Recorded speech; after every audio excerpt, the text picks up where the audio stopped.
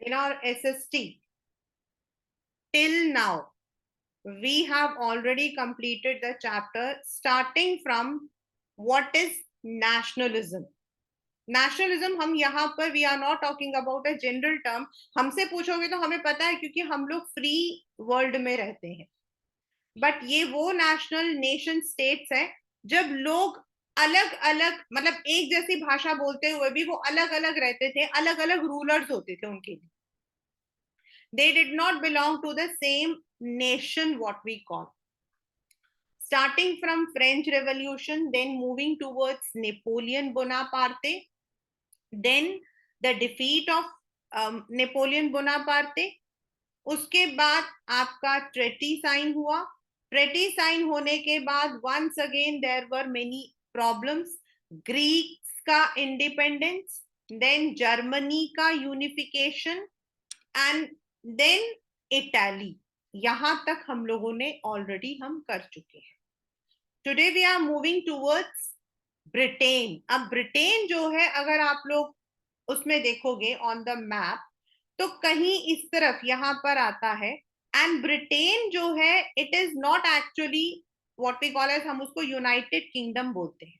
We call it as UK, United kingdom.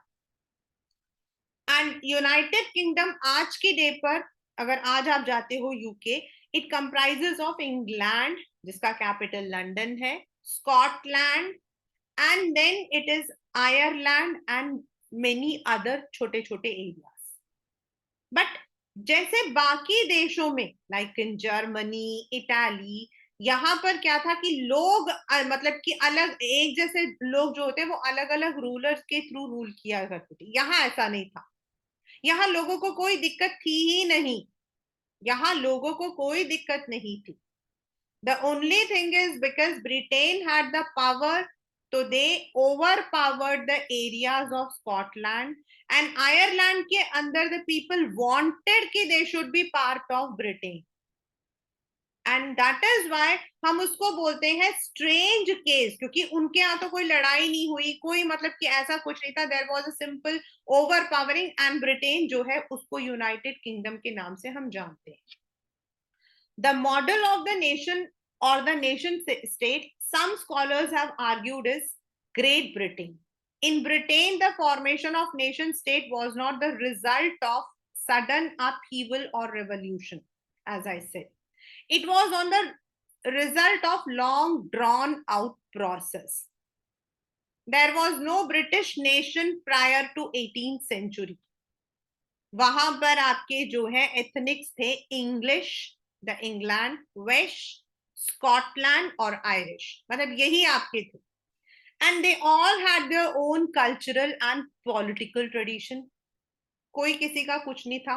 But the English steadily grew in wealth, importance, power and influence. उनके पास पैसा आ गया. सो उन्होंने क्या किया, अपने इस पैसों के, अपने पावर के दम पर they overpowered the other areas of Britain. The English Parliament, which had seized power from monarchy in 1688,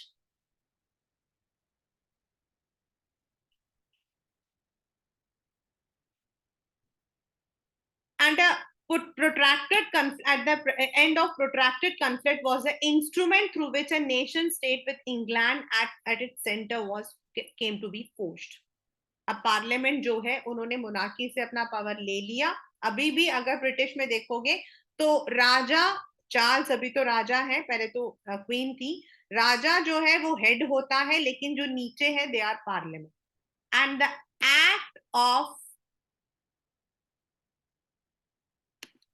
But the Act of Union 1707 between English and Scotland that resulted in the formation of UK of Great Britain.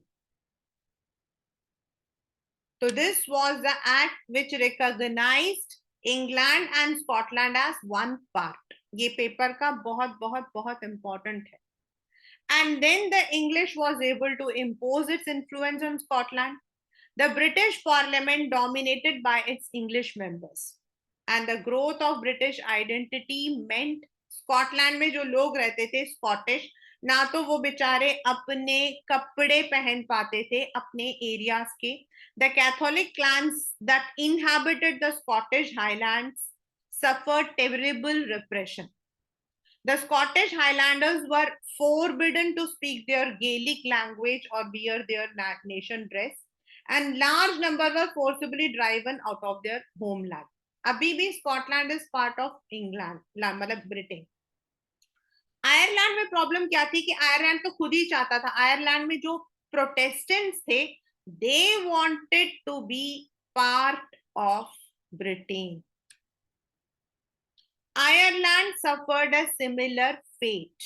It was a country deeply divided between Catholics and Protestants. ये वाला chapter आपका political science में omitted है, otherwise ये पूरा एक chapter है.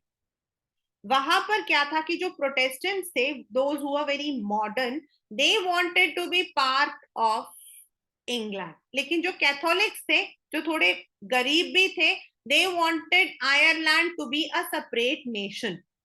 वहां पे कुछ लोग थे, Wolfe Tone and United Irishmen, उन्होंने कोशिश भी की, लेकिन ultimately Ireland was confiscated as part of England. Sorry, it was annexed as a part of England.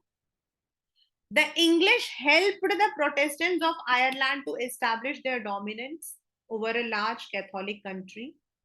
Catholic revolts against British dominance was suppressed after a failed revolt by Wolfe Tone. ये one marker question है कि किसने Ireland में आवाज उठाई थी.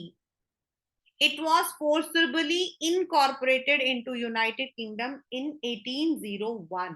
Scotland आपका 1707 है एंड आयरलैंड आपका 1801 है. The new British nation was forced through the propagation of dominant English culture. The Union Jack, the national anthem, God Save Our Noble King. अब बीच में नोबल क्वीन था, अब दोबारा किंग हो गया है. And the English language was actively promoted. यानी कि अगर आप यूके में रहते हो तो English is your national language. The Union Jack is your national flag and the national anthem, God Save the King. And today जिस इंग्लैंड को हम जानते हैं, जिस यूनाइटेड किंगडम को हम जानते हैं, दैट इज पार्ट, यही जो मतलब की था. वहां कोई ऐसा रिवॉल्ट नहीं हुआ था जैसे आपका what you call as in Germany या फिर इटाली में हुआ था. It was a simple. Now यहां तक तो थे आपके नेशन को कैसे सिंबलाइज किया. अब है डिफरेंट काइंड्स ऑफ एलिगोरी. आप लोग देखते हो ना, हम लोग क्या बोलते हैं, भारत माता. नाउ भारत माता तो नहीं है ना, we don't know is it. हम क्या करते हैं, हम उनको एक क्राउन पहनाते हैं, red green and white colour का, saffron white and green colour का हम लोग जो है फ्लैग पहनाते हैं. सो ये हम सिंबलाइज करते हैं कि मदर ऐसी होती है. तो this symbol is called as allegory. While it is easy enough to represent a ruler through a portrait or a statue, artists in 18th and 19th century found a way to personify a nature. मतलब as if nature is also a human. जैसे मैंने बताया भारत माता. Nations were portrayed as female figures. क्यों? क्योंकि जो female होती है normally she is very patient. The female figure that was chosen to personify did not stand in any particular woman. बस एक abstract idea दिया था अलग अलग तरीके से. And this is called as allegory. You will recall during French Revolution, our artists used female allegory to portray liberty, justice and republic. And इसको अलग अलग, मतलब कि हम ग्रीन कलर यूज करते हैं to represent peace, red colour use करते हैं टू रिप्रेजेंट एंगर और लव. तो ये आपके अलग अलग जो है ऑब्जेक्ट्स को लिया गया एंड उसके थ्रू सिंबलाइज किया गया. जैसे liberty or red cap, broken chain आपका जो है again for red cap, justice blindfolded women. हमारे यहाँ पर अगर आप देखोगे तो जो हमारे न्याय है उसके अंदर एक लड़की होती है जिसने आंखें बंद कर रखी होती है और एक तराजू होता है. Why is that? Why she is blindfolded? Do you know? This is because they want to portray that justice में हम आंखें बंद करके करते हैं, हम सामने कौन है वो नहीं देखते हैं. सामने हमारा बेटा है, बेटी है, सामने हमारा मतलब कि रिश्तेदार है, अमीर है, गरीब है, प्राइम मिनिस्टर है, हम ये नहीं देखते हैं. It is equal. So we don't want to open the eyes and look from this act. And जो तराजू होता है that tells कि जो justice है that would prevail. Similar allegories were invented by artists. जैसे in France, ये सारा आपका एग्जाम में 1-1 मार्कर है. She was christened as Marian, a Christian name. Her characteristics were those of liberty and republic, red cap, tricolor, coquette. Statues of Marian were erected in the public square ताकि लोगों को जो है समझ आए. And the images were marked on coins and stamps. हमारे यहाँ पर हम वो अभी कल भी I think Prime Minister has inaugurated some symbol. That is a symbol. Similarly, Germania became the allegory of German nation. And Germania क्या पहनती है? ओक लीव्स, क्योंकि ओक मतलब हीरोइज्म. ये आपका पेपर में मैच द कॉलम के अंदर आता है क्लास 10th. ये आपके मैच द कॉलम्स में आएगा. ब्रोकन चेन किसके लिए? फ्री होने के लिए. चेन का opposite. Breastplate with eagle, empire, strength. Oak leave heroism. Sword हमेशा लड़ने के लिए तैयार. Olive again is a greenish color, willingness to make peace. Black, red, and golden tricolor. It was used by liberal nationalists, and ray of rising sun is beginning of new era. Now the last is that कैसे end हुआ. ये जो आज हम लोग देख रहे हैं a new world कैसे start हुआ. By the last quarter of 19th century, nationalism no longer retained its idealistic liberal democratic sentiment, but became a narrow creed. आपस में झगड़ा. During this period, nationalist group became increasingly intolerant. The major European powers in turn manipulated the nationalist aspiration of subject peoples in Europe for their own imperialist aim. मतलब वो अपना control रखना चाहते थे. If you see इस तरफ Vietnam, India, then आपका श्रीलंका, हमारे यहाँ Andaman Nicobar, South Africa, these were all imperial powers. यानी कि जो यूरोपियन पावर्स थे they were ruling on these areas because they had the power, so they tried to overpower countries like them. The most serious, ये आपका paper का question है, आपके back में ही दिया हुआ है. ये रहा आपका. I will show you this question. This one, ये वाला question will also be like what which incidents led to the first world war. ये क्वेश्चन ऐसा भी आएगा और यही आपका आंसर है which we are going to do right now. The most serious source is after 81 is called as Balkans. मतलब Balkans एक बड़ा सा रीजन है जिसमें Romania, Bulgaria, Albania, Greece, Macedonia, Croatia, Bosnia, Herzegovina, Serbia, मतलब ये बहुत सारे लोग थे और इन सबको बोला जाता था स्लैव्स. A large part of Balkans was controlled by Ottoman. आप लोगों ने ऑलरेडी ग्रीस वाला पढ़ चुके हो, तो ये इस्लाम के था. The spread of ideas of romantic nationalism in the Balkan together with the disintegration of Ottoman made this region very explosive. All through the 19th century, the empire had sought to strengthen itself through modernization, internal reform, but no success. One by one, its European subject nationalists broke away and declared independence. जैसे पहला Greece हुआ, The Balkan peoples based their claim for independence or political gain on the base of nationality or used history. वो ये दिखाना चाहते थे कि वो लोग पहले इंडिपेंडेंट थे, अब हमें जबरदस्ती ऑटोमन एम्पायर के अंदर रखा गया है. Hence, the rebellions in Balkans thought of their struggles as to win back their long lost independence. As the different Slavic nations struggled, ऊपर हमने पढ़ा, सब लोग अपने अपने मतलब की आइडेंटिटी को रखना चाहते थे, तो आपस में झगड़ा करते थे. The Balkan states were forcibly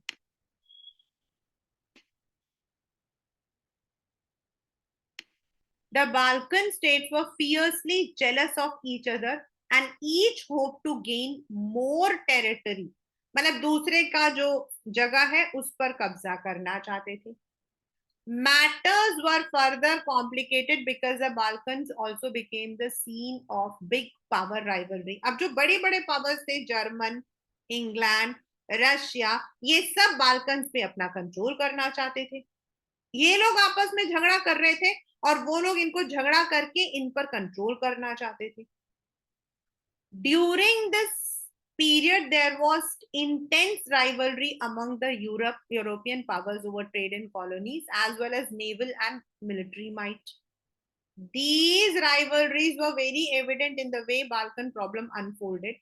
Each power, Russia, Germany, England, Austro-Hungary, was keen to hold the other powers over Balkan and extend their control. And this led to a series of war and finally the First World War. सभी जो है Balkan वाले reason को अपना reason बनाना चाहते थे और ये लोग आपस में ही झगड़ा करते रहते थे. और इसकी वजह से क्या हुआ, the super powers like Germany, Austria, Russia, ये आपस में झगड़ा कर रहे थे. इनको सपोर्ट करते थे दूसरी कंट्रीज. वर्ल्ड वॉर क्या है? What is world war?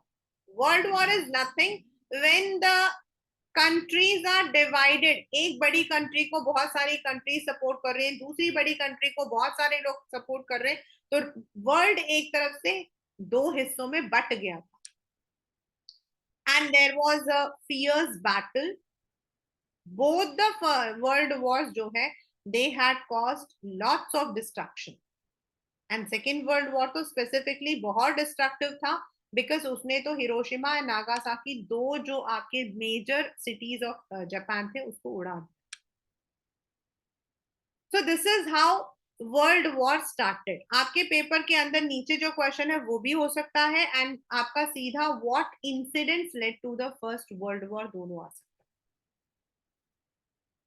Nationalism aligned with imperialism. Imperialism means when the superpowers are trying to overpower others. ये वाली जो पिक्चर है ना, अगर आप इसको ध्यान से देखो तो ये पिक्चर दिखा रहा है कि जो ब्रिटिश की रानी है, मतलब they wanted to control the entire globe.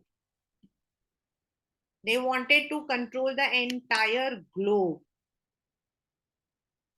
Which had been colonized by European powers in the 19th century began to oppose, जैसे हम India, South Africa, Vietnam, Java.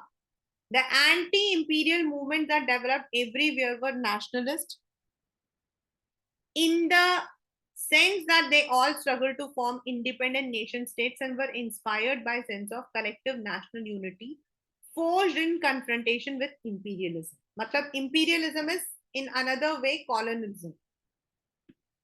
Imperialism is in another way colonialism. यानी कि जब हम colonize कर रहे हैं, जब हम दूसरों पर एडमिनिस्ट्रेटिव कंट्रोल कर रहे हैं, और यही इंडिया में भी हुआ, तो हम लोगों ने अपनी आवाज उठाई. द इंडियन नेशनल मूवमेंट्स ने आवाज उठाई. But the idea that society should be organized into nation states came to be accepted as natural and universal. और इस पीरियड के बाद, after this particular period, there was one major change कि हर country के अंदर जो है एक चेंज आया कि एक पूरा एरिया जहां आपकी हिस्टोरिकल जो एविडेंसेस हैं, चाहे वो आपके कपड़े हो, चाहे वो आपका लैंग्वेज हो, चाहे वो आपकी हिस्ट्री हो, अगर we are having a common thing, then that would be considered as a single nation. It would not be comprising, like India को भी अगर हम देखते हैं बेटा, तो इंडिया के अंदर if you see इंडिया, अगर हम इंडिया का मैप देखते हैं, अगर आपको पॉलिटिकल साइंस वाला याद हो फेडरलिज्म में, उसके अंदर हम लोगों ने देखा था बहुत सारे जो हमारे एरियाज थे, वो आज जो पार्ट ऑफ इंडिया है, मतलब आज तो वो इंडिया का पार्ट है, they were not part of India at that moment. Like Jammu Kashmir जो है, it was a part of, it was a complete independent kingdom. Junagadh was a complete independent kingdom. Travancore was an complete independent. और जो आपका, जिस बात को हम लोग आज हैदराबाद बोलते हैं ना, Hyderabad was a separate princely state. उसका हमसे कोई लेना देना नहीं था. Andaman and Nicobar, it was again ruled by the British, the people. Then आपका पौंडीचेरी, गोवा, ये सब हमारे स्टेट्स थे ही नहीं. बट बिकॉज हमारी कहीं ना कहीं हिस्टोरिकल बैकग्राउंड सेम है, हम सबकी हिस्ट्री सेम है, हमारे सबके जो पूर्वज है हम उनको आर्यंस ही बोलते हैं. कहीं ना कहीं where somewhere we are linked with Sanskrit, Hindi, जो हमारे पाली लैंग्वेज, यही हमारा बेस है. So we consider ourselves towards to a single nation. हम खुद को एक नेशन मानते हैं. In our country we see, it was Sardar Vallabh Bhai Patel जिन्होंने पूरे भारत को एक किया था. बट बिफोर इंडिपेंडेंस हम लोग पैचेस ऑफ स्टेट्स में रहते थे, लेकिन फिर भी हम लोग हमारा भी तो ये प्रॉब्लम था. Like people living in Maharashtra, Gujarat and Karnataka had the same ruler. वो भाषा अलग थी, उनका कल्चर अलग है. आंध्र प्रदेश, तमिलनाडु, पार्ट्स ऑफ आपका Karnataka and Kerala were considered as Madras. But हमारे यहाँ पर सिर्फ एक पॉजिटिव पॉइंट क्या था कि all of these provinces were ruled by British. So there was, rules were uniform. लेकिन इन यूरोपियन कंट्री में प्रॉब्लम क्या थी, they were ruled by different rulers, और सब लोग अपनी जो, मतलब कि अपना जो रूल होता था उसको इन पर थोपते थे. लाइक जर्मनी में अगर जर्मन, फ्रांस एंड अगर ऑस्ट्रियन रहते थे, एंड एम्परर ऑस्ट्रियन होता था, तो वो उसी के सारे रूल्स को he would be forcing. and thus the people wanted that they should not be shattered. वो तितर बितर ना हो, they should not be spread out, but they should live in the same, what we call as, area. And that is how what we call as हमारा जो आज का the rule बना है, वो बना है. आज जो हम यूरोप को देखते हैं, if you see the map of Europe today,